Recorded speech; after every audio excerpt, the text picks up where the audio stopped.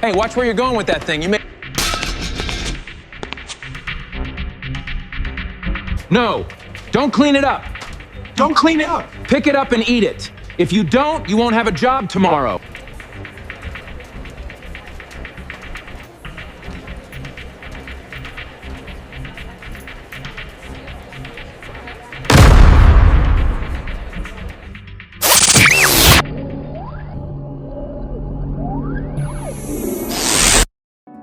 If you want this job, get down there and eat it.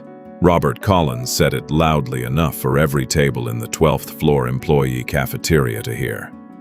Marcus Carter stood beside his cleaning cart, one gloved hand still wrapped around the handle of a broom. A paper tray of catered leftovers lay scattered across the tile, near Robert's polished shoes. Marcus had already stepped forward to clean it, when Robert stopped him. "I have a broom and a dustpan," Marcus said. His voice stayed calm, even as he felt dozens of eyes settle on him. Robert folded his arms. "I did not tell you to sweep it up."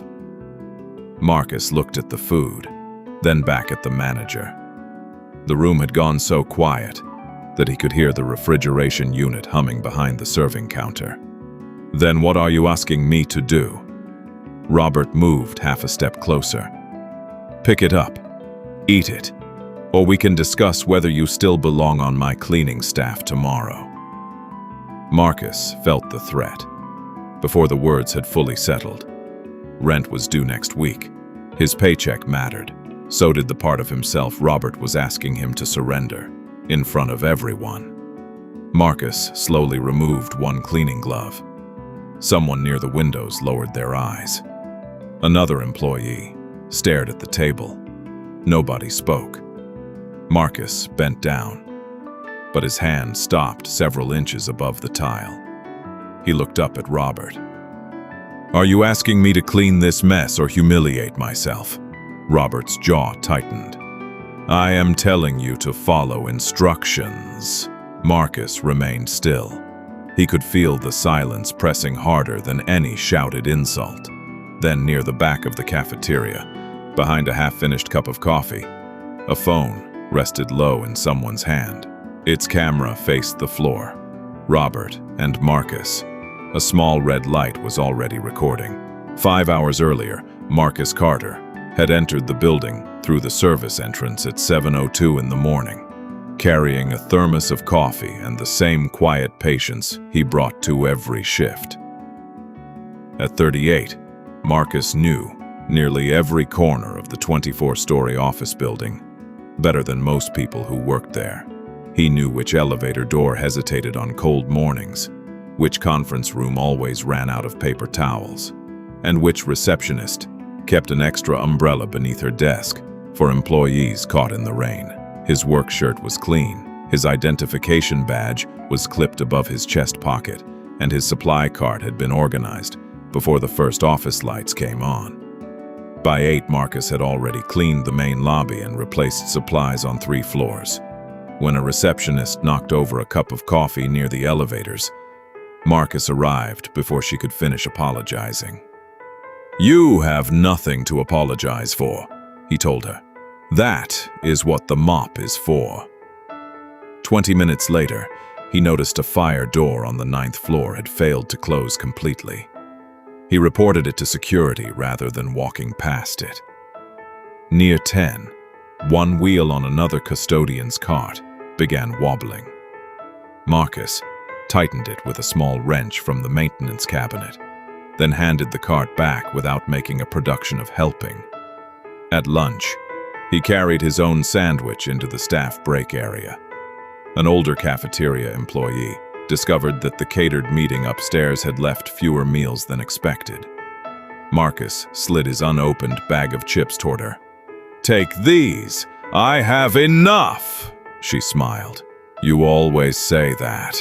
Marcus smiled back. Still true. None of those moments felt important to him. They were simply how he moved through a place where people often noticed the shine on a floor without noticing who had polished it. Marcus did not need praise. He needed steady hours, an honest paycheck, and the peace of knowing he had done his work well. That was why he had learned to measure his responses around Robert Collins. Robert could turn a small disagreement into a written warning, and a written warning into a conversation about scheduling. Marcus understood the power hidden inside those ordinary decisions. He also understood that keeping his temper was not the same as surrendering his dignity. At 11:46, while Marcus was replacing liners in a hallway bin, a young office employee slowed beside his cart. "Marcus, Robert is looking for you." Marcus straightened. "Did he say why?" The employee hesitated. "No, just said you need to get to the cafeteria after the management lunch." Marcus looked toward the elevators. The employee lowered his voice. He did not sound happy. Marcus thanked him, finished replacing the liner, and checked the time. He had no idea that upstairs, catered trays were already being cleared from a long table, or that before the lunch hour ended, a room full of people would be forced to decide whether keeping quiet was easier than standing beside him. Robert Collins had been in the operations office since 6:45 that morning, reviewing staffing sheets beneath the hard white light above his desk. At 45, he had spent years learning how to keep a large commercial building, running on schedules, checklists, and documented procedures. He knew which vendors arrived late, which supply orders exceeded budget, and which employees needed reminders before deadlines. Robert valued order, because order made him feel in control. The problem was that he had gradually stopped separating good management from unquestioned obedience. At 8:17, a white maintenance worker named Daniel arrived several minutes late. Robert looked at the clock, then at him. "Try to be on time tomorrow." Daniel apologized and continued toward the service elevators. Less than 2 hours later, Marcus reached the 10th floor, 4 minutes behind his cleaning schedule, because a tenant had asked for help with spilled coffee near an elevator. Robert noticed him immediately. "You are late to this section." Marcus explained what happened. Robert opened the scheduling application on his tablet. "Your assignment was this floor. Someone needed help downstairs." "That does not change your assignment." Marcus nodded once. "The spill was a safety issue. I handled it, then came straight here." Robert entered a note anyway. Marcus saw his name on the screen, but said nothing. He had seen small differences like that before. Daniel received a reminder. Marcus received documentation. A missed detail from another employee became a mistake. The same detail from Marcus became a question about attitude. Robert rarely used openly insulting language. He did something quieter. He made Marcus prove ordinary things that other employees were simply allowed to explain. Near 11, Robert crossed the lobby while 2 office tenants were talking with Marcus beside his cleaning cart. One of them thanked Marcus for finding a misplaced access card and turning it over to security. "This building would fall apart without you," the tenant joked. Marcus smiled. "I think the engineers might disagree." The 3 of them laughed. Robert stopped several feet away. "Janitor, when you are finished socializing, the 12th floor needs attention." The tenant's smile disappeared. Marcus looked at Robert. "My name is Marcus." Robert held his gaze for a moment. "Then Marcus can get upstairs." He walked away before anyone answered. Marcus felt the familiar pressure behind his ribs, but he returned both hands to the cart. The tenant quietly said, "You did not deserve that." Marcus gave a small nod. "I know." At 11:38, Robert entered the cafeteria where management's catered lunch was ending. Half-empty trays covered the serving counter. Employees were talking as they gathered their things. Robert checked the room, then sent Marcus the instruction to come upstairs. He believed the afternoon needed another lesson about following orders. What he did not understand was that several people in that building had already started noticing who received his patience and who was expected to earn it. Marcus reached the 12th floor at 11:52, pushing his cleaning cart through the service corridor toward the cafeteria. Most of the catered lunch had ended, but nearly 20 employees were still inside, finishing conversations around the tables. Robert stood near the serving counter, with his tablet tucked beneath one arm. He looked at Marcus, then at the clock. "You took long enough." Marcus stopped beside the counter. "I came as soon as I finished the hallway assignment." Robert pointed toward the tables. "Clear everything, then clean the cafeteria." Marcus nodded and began working. He collected paper cups, stacked disposable containers, and separated trash from items that could be recycled. The work itself did not bother him. What bothered him was Robert remaining nearby, watching every movement as though waiting for something to become wrong. Marcus carried one full bag to his cart. When he returned, Robert pointed beneath a table. "You missed something." Marcus looked down. A napkin rested near a chair leg. He picked it up. "Anything else?" Robert gave a thin smile. "You tell me. You are the janitor." Marcus held his gaze for a second, then returned to the counter. A woman from accounting looked up from her coffee. She had heard the exchange. Robert noticed her watching and turned away. A few minutes later, Marcus found several catered trays still holding sandwiches, fruit, and side dishes. "Are these being saved?" he asked. Robert glanced over. "Why?" "Because I need to know whether they go into the refrigerator or the trash." "Throw them out." Marcus reached for an empty trash bag. One cafeteria employee stepped closer. "Those can still be donated to the evening staff if they are handled properly." Marcus paused. Robert looked irritated. "I said throw them out." Marcus lowered the bag. "If company policy allows them to be saved, there is no reason to waste them." Robert's expression changed. "You work for me. You do not rewrite instructions because you feel like it." Marcus kept his voice even. "I asked a question about food that is still usable." Robert stepped closer to the cart. "And I answered it." The cafeteria employee quietly moved back toward the counter. Marcus could feel people listening again. He tied the trash bag and placed it on the lower shelf. "All right, I will follow the disposal policy." Robert frowned. "You will follow my instruction." Marcus looked directly at him.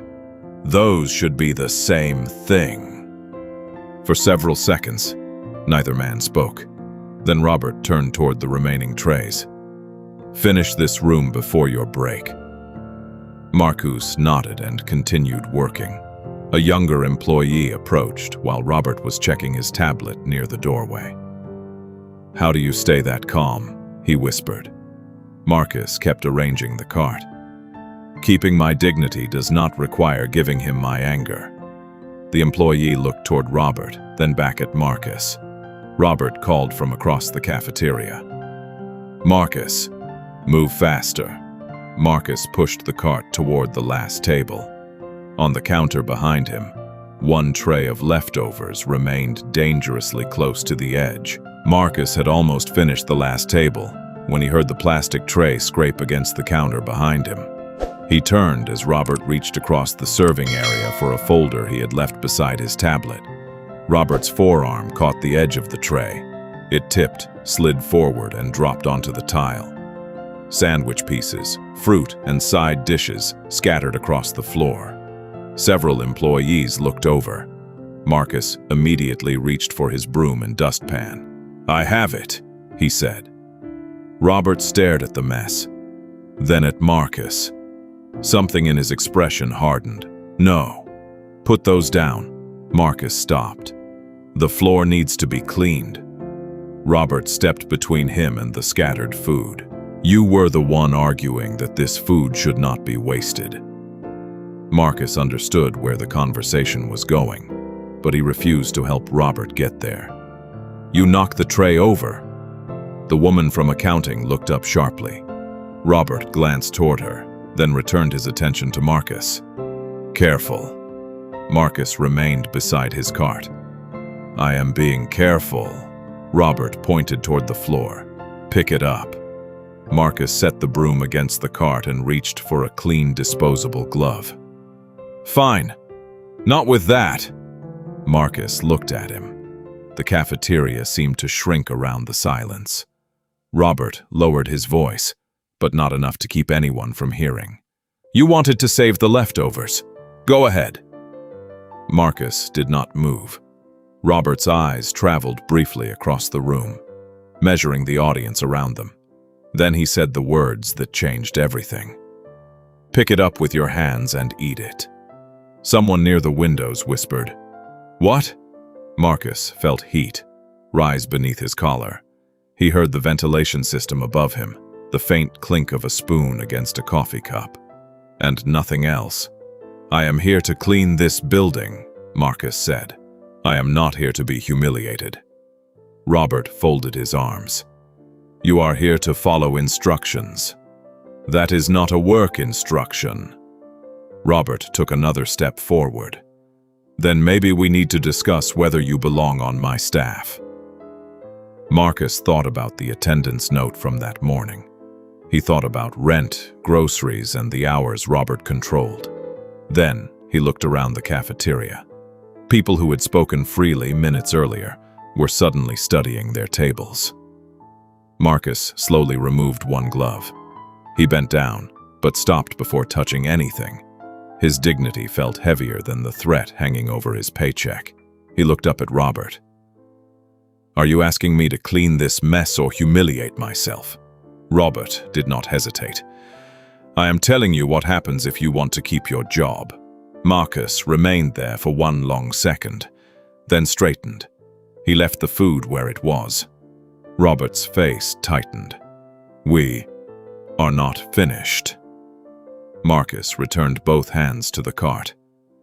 "Then write down exactly what you asked me to do." Across the room, the younger employee who had spoken with Marcus earlier held a phone low beside his coffee cup. His thumb rested near the screen. The camera had captured Robert, knocking over the tray. It had captured the threat, and it had captured every word that came after. Marcus pushed his cleaning cart into the service hallway and let the cafeteria door close behind him. The ordinary sounds of the building returned slowly. An elevator chimed somewhere beyond the concrete wall. Air moved through the ceiling vents. Marcus stopped beside a utility sink and looked at his hands. They were steady, but he could still hear Robert's threat as clearly as if the manager were standing beside him. For years, Marcus had believed patience could protect a man's dignity from someone determined to test it. That afternoon, patience felt different. It felt like standing at the edge of something and refusing to be pushed across it. He turned on the faucet and washed his hands, even though he had never touched the food. The cool water ran across his fingers. He stayed there until his breathing settled. Then the service door opened. Marcus looked up. The younger employee from the cafeteria stepped inside, holding his phone against his chest. His name was Ethan Miller, and Marcus knew him mostly from brief conversations near the elevators. Ethan looked uncomfortable. Marcus shut off the water. "You all right?" Ethan almost laughed at the question, but his expression would not let him. "You are asking me that?" Marcus reached for a paper towel. "You came looking for me, so I figured something was wrong." Ethan stared at him for a moment. Then he unlocked his phone. "I recorded it." Marcus stopped drying his hands. Ethan held out the screen. The video began before the tray fell. It showed Robert reaching across the counter. It showed the tray dropping. It showed Marcus reaching for the broom. Then came Robert's instructions, Marcus's refusal, and the threat against his job. Marcus watched only a few seconds before lowering the phone. "Who else has this?" "Nobody yet." Ethan swallowed. "I did not know whether you wanted me to post it." Marcus looked through the narrow window in the hallway door. Beyond it, employees were leaving the cafeteria in small groups. Some looked embarrassed, others looked angry. "Do not post it online," Marcus said. "Send it somewhere that has to answer for it." Ethan understood. "Corporate compliance," Marcus nodded. "And keep the original." The door opened again. The woman from accounting stepped into the hallway. "I heard everything," she said. "I will put my name on a statement." Behind her stood the cafeteria employee who had defended the leftover food. "So will I." Marcus looked from one face to the next. Minutes earlier, the silence in that room had felt like abandonment. Now he understood that some of that silence had been fear. Ethan opened the company's compliance portal on his phone. He attached the original recording, entered the time and location, and added his name. The woman from accounting wrote down the names of other witnesses. Marcus did not smile. Nothing about what happened felt like victory. But when Ethan pressed send, the small confirmation appeared on the screen, and Marcus felt something inside him loosen. Robert had believed the cafeteria belonged to his authority. He had never considered that everyone inside it had eyes, memories, and a choice about what to do with the truth. By 2:15 that afternoon, the complaint was no longer confined to the 12th floor. Corporate compliance contacted Ethan first and asked him to preserve the original recording. Then they called Marcus. He gave them the exact sequence of events, without adding anything that had not happened. He described the tray falling. He described Robert stopping him from using cleaning tools. He repeated the threat about his job when the investigator asked whether anyone else had witnessed it. Marcus gave the names he knew. He did not know there would soon be more. The woman from accounting submitted her statement before 3 o'clock. The cafeteria employee followed 20 minutes later. Then another worker reported hearing Robert call Marcus Janitor in situations where he addressed other employees by name. A maintenance employee described seeing Daniel arrive late that morning with only a verbal reminder, while Marcus received a documented attendance note after helping with a spill. By late afternoon, compliance requested scheduling records, disciplinary notes, internal messages, and prior complaints involving Robert. That request changed the mood of the entire building. Employees who had treated the cafeteria incident like something uncomfortable they wanted to forget began asking themselves what else they had ignored. On the 7th floor, a receptionist remembered Robert questioning Marcus for taking an unscheduled 5-minute break after Marcus had worked through lunch. On the 15th, an office administrator remembered Robert assigning Marcus extra cleanup after a tenant praised his work. None of those moments proved everything by themselves. Together, they began forming a pattern. At 4:08, department supervisors received a notice instructing them to preserve relevant records and avoid discussing the investigation with potential witnesses. Nobody needed the notice to explain what had happened. The story was already moving through elevators, break rooms, and office kitchens. Not as gossip about Marcus, but as a question about Robert. How long had people been watching this happen? Robert learned about the investigation when his supervisor called him into the operations office. He entered carrying his tablet and emerged 20 minutes later without it. His face was controlled, but the confidence Marcus had seen that morning was gone. Robert walked past the service desk without looking at anyone. Near the elevators, he finally saw Marcus. For a second, neither man spoke. Robert seemed ready to say something, then noticed Ethan standing nearby. The woman from accounting was there too. So was Daniel from maintenance. Marcus understood the change before anyone explained it. That morning, Robert had been able to isolate him inside a room full of silent people. Now those same people were becoming witnesses. At 4:31, Marcus's phone vibrated. Corporate compliance had scheduled a formal interview for the next morning. A second message followed. Robert had been temporarily removed from supervisory duties while the investigation continued. Marcus read it twice, then slipped the phone back into his pocket. Around him, the building kept moving.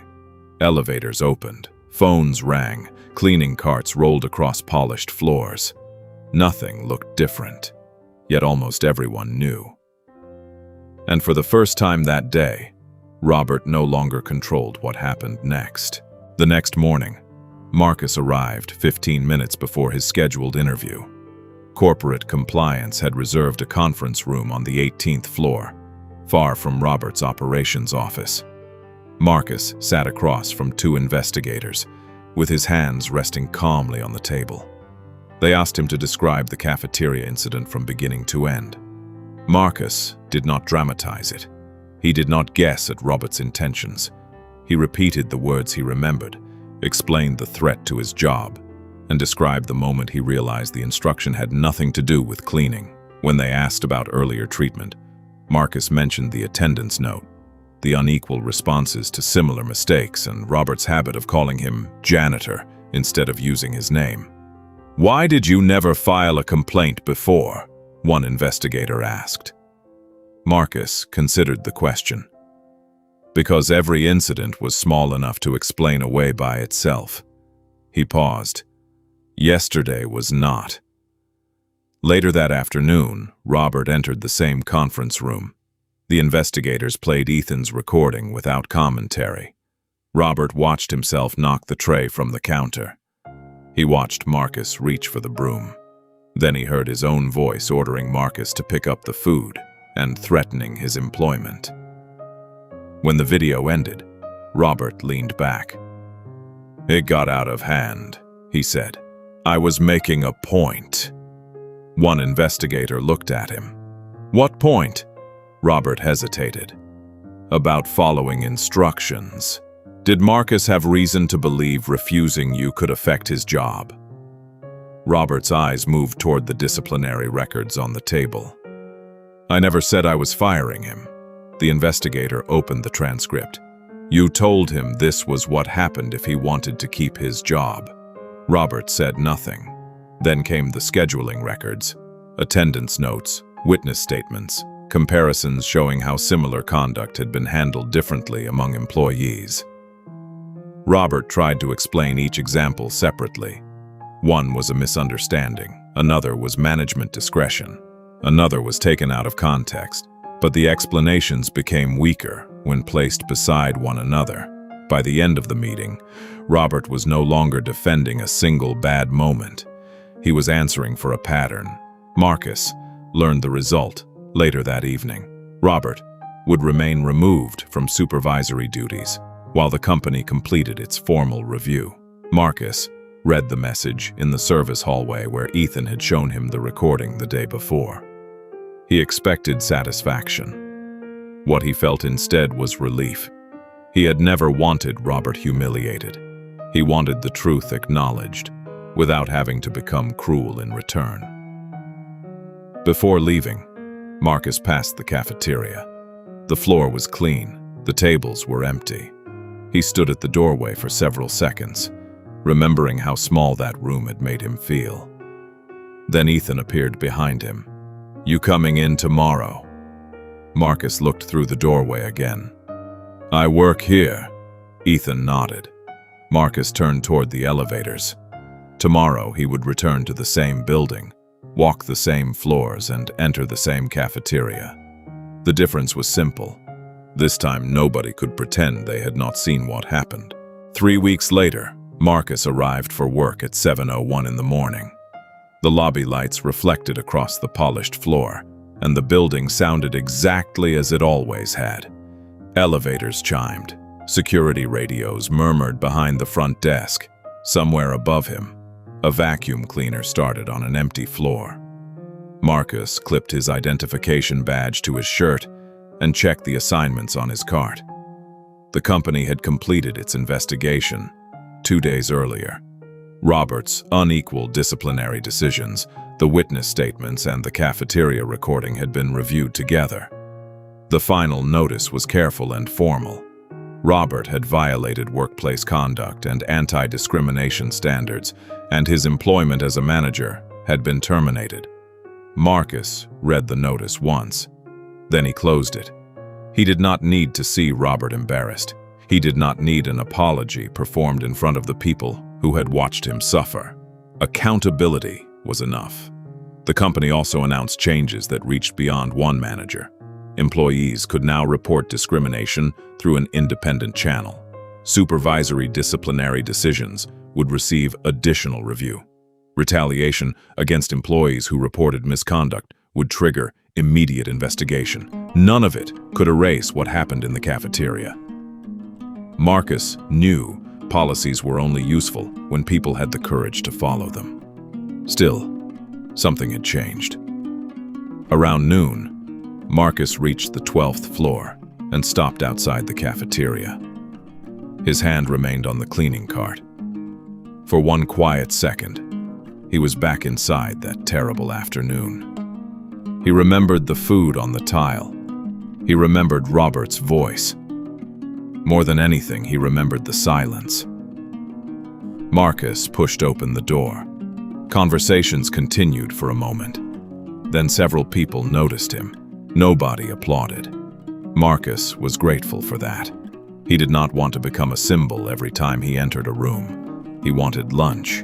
Ethan sat near the windows with the woman from accounting and Daniel from maintenance. There was an empty chair beside them. Ethan pulled it away from the table. "Marcus, sit with us." Marcus glanced at his cart. "I have 20 minutes. "Then give us 20 minutes." Marcus smiled faintly and sat down. The cafeteria employee approached carrying a fresh tray. She placed it gently in front of him. "This one is yours." Marcus looked at the clean plate, then at her. "Thank you." Around the table, conversation slowly returned. Daniel complained about an elevator repair. Ethan joked about the terrible coffee downstairs. Someone asked Marcus about the basketball game from the night before. Ordinary things. Marcus listened, answered, and finally laughed. The sound surprised him. Through the cafeteria windows, afternoon light stretched across the tables and warmed the tile beneath their feet. 3 weeks earlier, that floor had been used to tell Marcus where someone believed he belonged. Now it was only a floor again. Marcus rested one hand beside his tray. Across from him sat people who had once been afraid to speak, but had chosen not to remain silent. No one needed to say what justice looked like.